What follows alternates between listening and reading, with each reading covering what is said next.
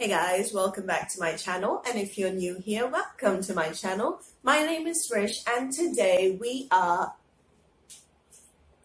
should really start scripting these intros. And today I'm sharing with you some awesome tips on how you can pretend that you're actually good at watercolor, which is what I do.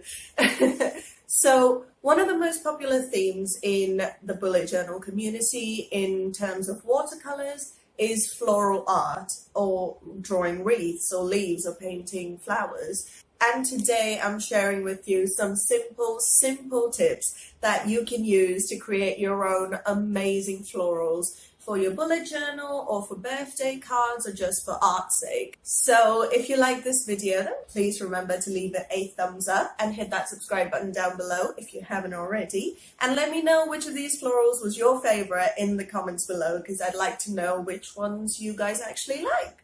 So without much further ado, let's do this.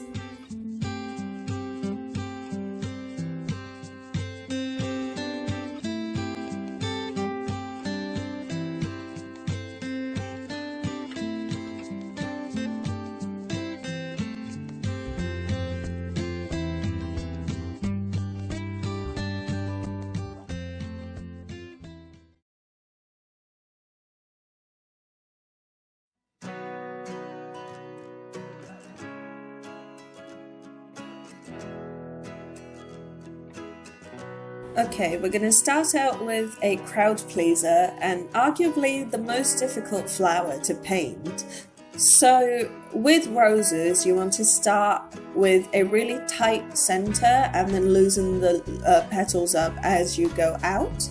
So I'm just taking a little bit of pink in a lot of water, and that's a thing to remember. With watercolors, you want to make sure you're going light to dark, because since they are so translucent or transparent, whichever way you want to say it, they do not layer that well when you're trying to place a lighter color on top of a dark one. So always start with the lightest wash, which is a wash is just a tiny bit of paint with a lot of water. Just start with the lightest layer, and then once you're a little more confident about the color placement, you can go in with much more saturated pigment and add in the little details. So with the rose, you want to keep the center the darkest, and then a little bit of saturation here and there around the outside. The leaves are very simple, just a swipe of the brush. And now you can see I'm adding a little bit of purple in the center just to darken that up a bit. And while that is drying, let's move on to the second type, which is a much more simplistic rose. I'm just creating a blob of water and adding little bits of pigment into the water so it like swirls around quite organically. And while that dries, I'm gonna take a smaller paintbrush and we're gonna do like a sideways rose view thing. So you're gonna start by creating these brackets. I like to call them brackets, but they're basically like C shapes-ish, very loose. And again, we're going in with paler pigment. It looks a lot darker on the camera, but it really wasn't. And the other thing to remember is that watercolor dries a lot lighter, because once the water evaporates, you're only left with what little pigment you did pick up. So keep that in mind. The paper looks darker when it's wet. So again, concentrating most of the color towards the center where the petals would meet. And here I'm doing a slightly more detailed leaf, which is just little tiny strokes to give that serrated edge that rose leaves have. And in case you're wondering, colors that I'm using are quinacridone rose, which is a very apt name, and sap green. This is from my Sakura Koi. I think it's a 12 shade or 18 shade traveling watercolor set thing. I'll leave a link to it in the video description.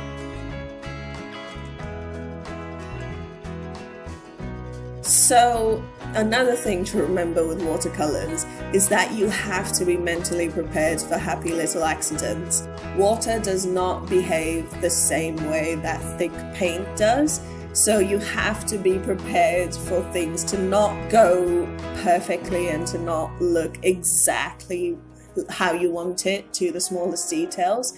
So once the initial layer is dry, I'm just going in with a little more pigment and just tightening up the center of that first rose just a little, and then spreading it out. And if you pick up too much paint, that's fine, just go over it with some water and spread it out and just accept a happy little accident, because that's what it is. So with my Unipin Fineliner, I'm going in to the second rose and adding some detail. Now this is a great trick if you don't have much control over your paintbrush, or like you feel like you don't have a steady enough hand. Just go in with a pen and define all of those edges. And you can also add some leaves with that pen, because I mean, you're a grown person, you can do whatever you want, okay?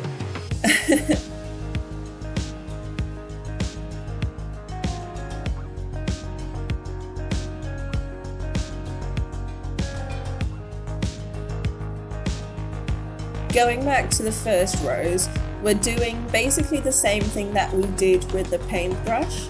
So we're keeping fairly tight shapes in the middle and then loosening them up. And by that I mean just making the curves a little wider, a little less curvy, and yeah, just defining the places you want to define.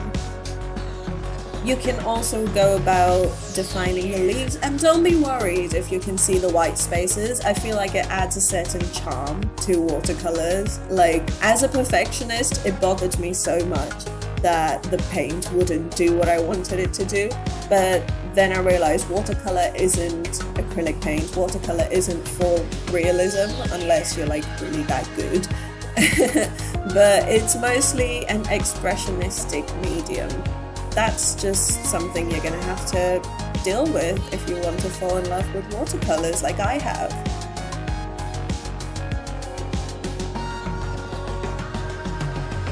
And this final rose is probably the loosest of them all. And again, when I say loose, I mean it's not very realistic, it's not very detailed, it is very, very loose.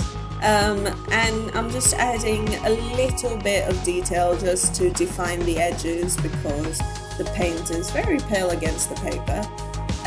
Just adding some petals as I see fit. I'm just going to do basically the same thing to the leaves. Very loose, clearly not very neat lines.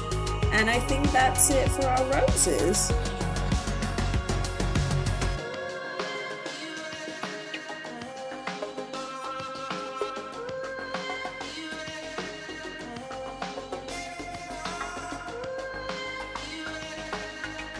Next we're going to paint peonies, which are my absolute favourite flower to ever exist. So the first one we're going to do is going to be kind of like the last rose that we made.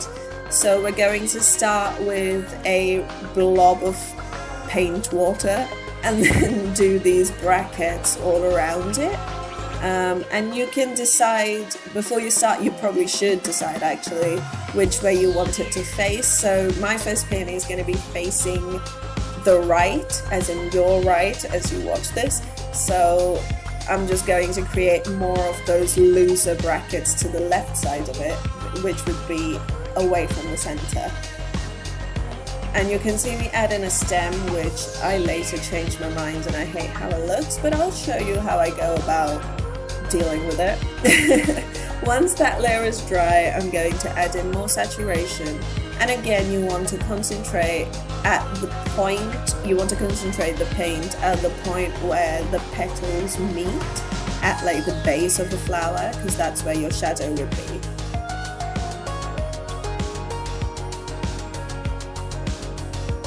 And if you think you've put down too much paint or too much water, just go in with a mostly dry brush and just like swipe off that excess, and it should come off while it is still wet.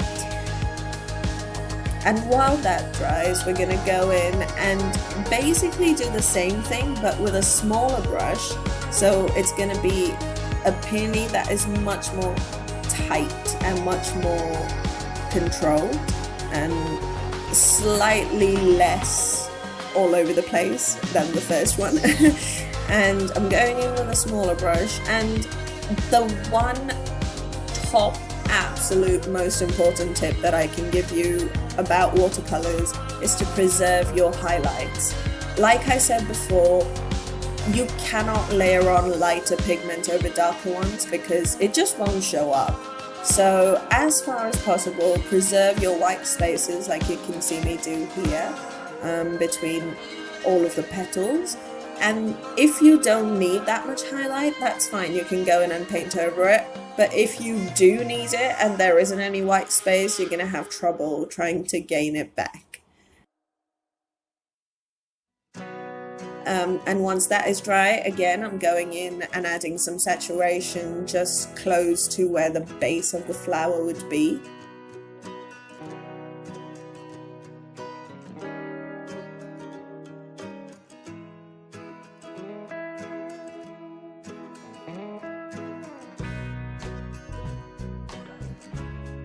And the great thing about watercolors is that you have artistic license to do exactly what you want to do. So on this day I decided my leaves would be blue, ultramarine blue no less. So guess what? We're gonna have blue leaves.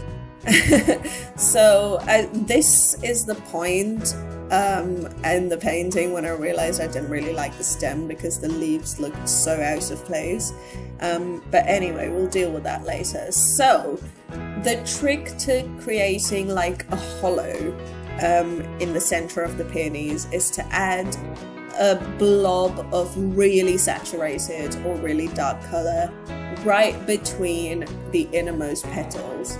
And that will create the illusion of a shadow, which your brain just interprets as a hollow.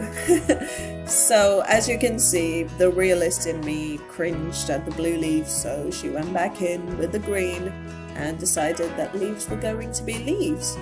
And you can just see me try and cover up that stem like it never happened. And the color bled, but you know what? Like I said, happy accident. So if you're gonna have green color bleed, you better make sure it's the best color bleed you've ever seen.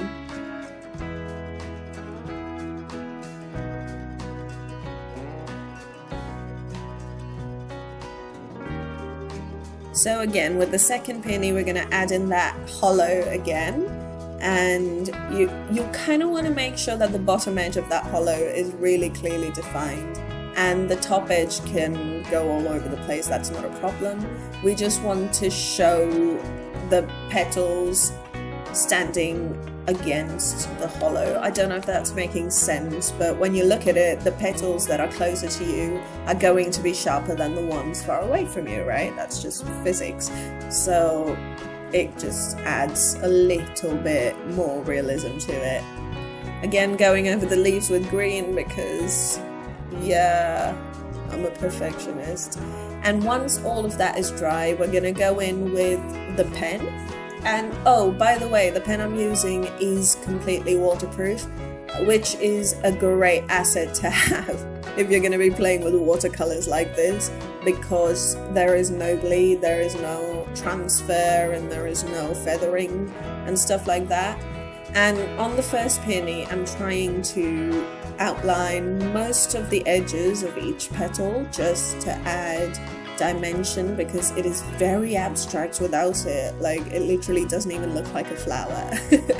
But with the second peony, I actually quite liked how it turned out without the outlines, just on its own. Like, as I'm doing these leaves, you can just look over and you can tell where each petal lies. So I just left that mostly alone. I just went in and added some pokey things. I swear I know the name of this, but it's just escaped me right now. The thing in the middle that holds all the pollen. Anyway, so instead of going in with the pen, I decided to go in with a little more saturated, slightly darker paint, just to define the edges of some of those petals. And I think that gives a much nicer effect, a much more organic effect than just going in with a pen.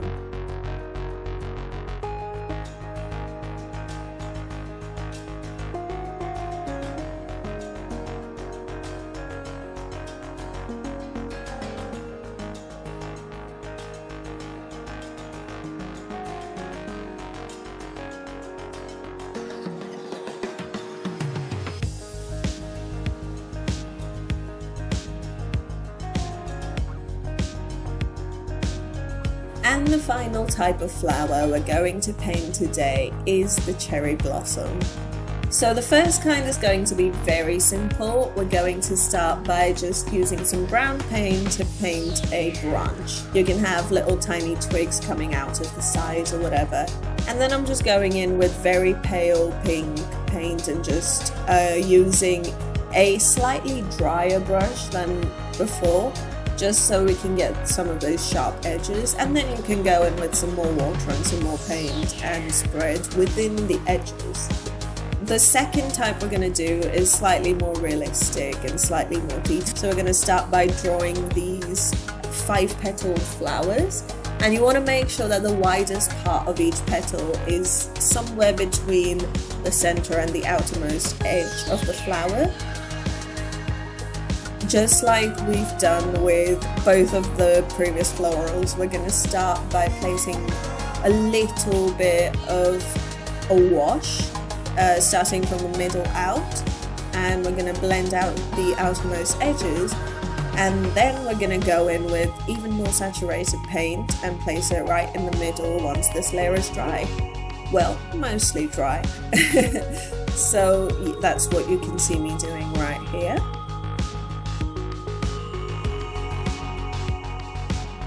And I'm basically adding some shadowy regions to the first, more simplistic cherry blossom branch, just to give a kind of a 3D illusion thing.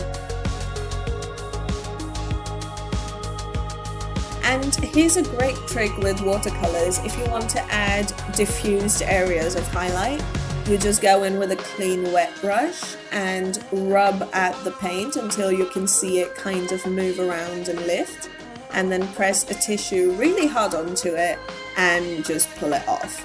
This is great, it works in a pinch, but I wouldn't recommend doing this all the time over and over on the same spot or all over your page, because it does destroy the integrity of the paper just a little bit. Going back to our second peonies, cherry blossoms, my bad. We're going to add very pale outlines to it at this point, and we'll go back and refine the outlines a little more. This was just kind of to cover up the pencil and to give me an idea of when or where to stop.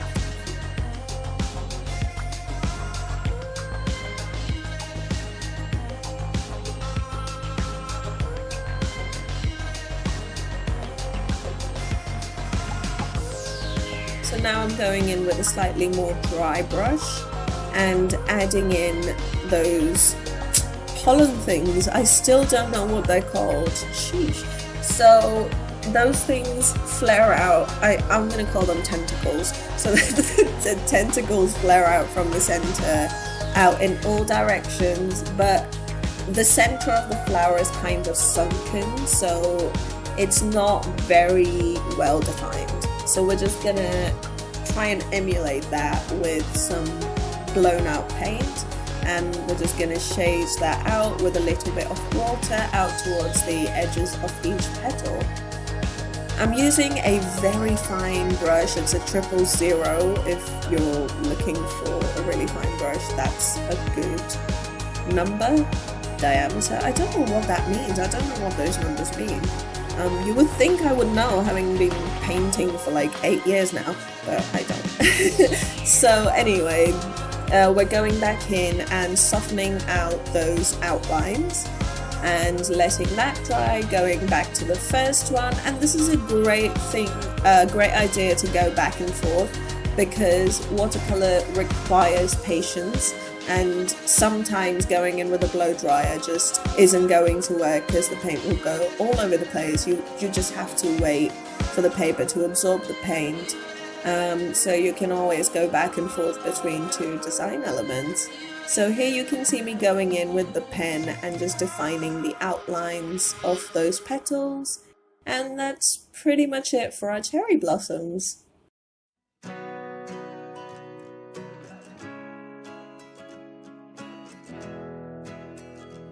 And finally, I'm going to show you a bunch of different ways in which you can paint leaves. We're going to speed through this because it's pretty self-explanatory.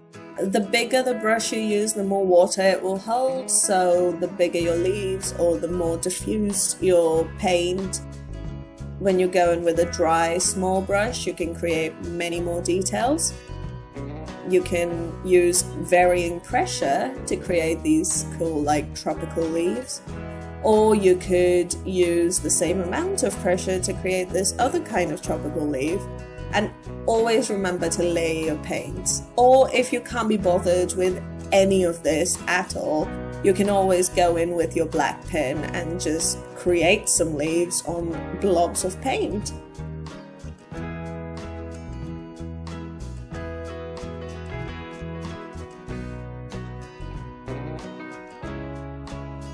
So finally, I'm just going to show you how I use all of these techniques to create wreaths, which is another really popular thing in the bullet journal community. The first wreath I'm going to paint is the slightly more detailed, slightly more realistic one. And I'm just using all of the things that we just saw to just put them all together in a circle and call it a day.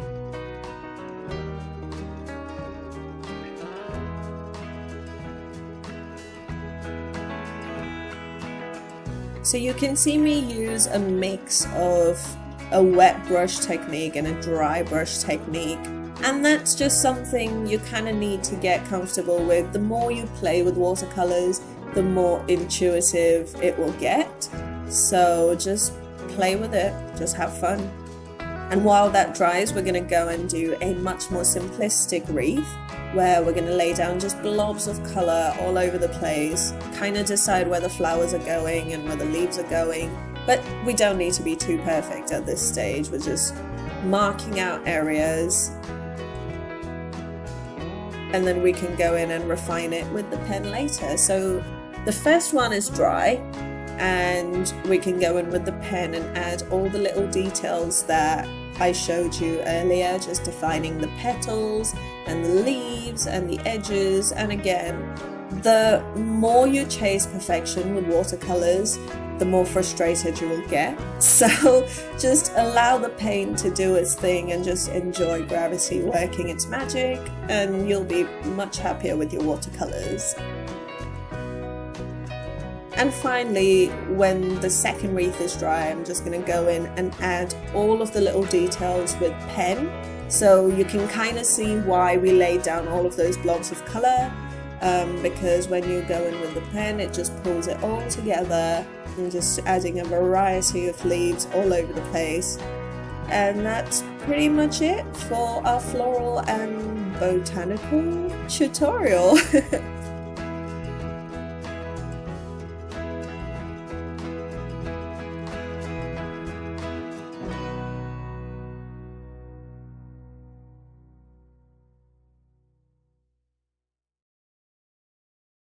And there you go, guys. Those are some of my favorite tricks and tips on how you can pretend that you're actually good at watercolors, which is not me. So I hope you've enjoyed this. And if you have, then please remember to leave me a big thumbs up so I know you'd like to see more of these. And if you haven't already, hit that subscribe button down below so you don't miss another episode from me. And again, just a quick reminder, let me know in the comments below which of these florals or which of these leaves or which of these wreaths was your favorite, because I would like to know which of these aesthetics you actually enjoy. And if you like my work and if you'd like to support me, then please take a second to listen to my free podcast. I will leave a link of it in the description down below. So I know it's on a Patreon page, but there are definitely free episodes. You don't even have to sign up. You can just listen to them, and it would mean the world to me if you did. So check that out. I'll leave a link in the description. And I think that's all I have to say for today. So thank you so much for spending some time with me today. You know I love spending time with you. And I will see you again next week. Bye.